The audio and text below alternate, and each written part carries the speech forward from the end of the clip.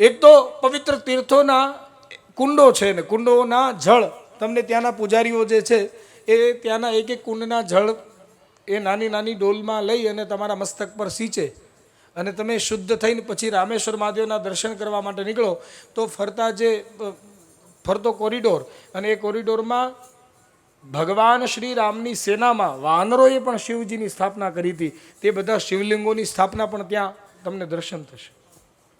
હનુમાનજી મહારાજ દ્વારા જે સ્થાપિત શિવબાણ છે એ હનુમંતેશ્વરના રૂપમાં આજે પણ ત્યાં સ્થાપિત છે. શ્રી રામે સ્થાપિત કરેલા રામેશ્વરના રૂપમાં રામેશ્વર મહાદેવની સ્થાપના કરી અને ભગવાને લંકા ગઢ તરફ 18 પદ્મ રીછ અને વાંદરને લઈને કૂચ કરી છે. ભગવાન લંકા ગઢ તરફ પહોંચ્યા. એ તરફ કથાનું દર્શન, કથાને વિરામ.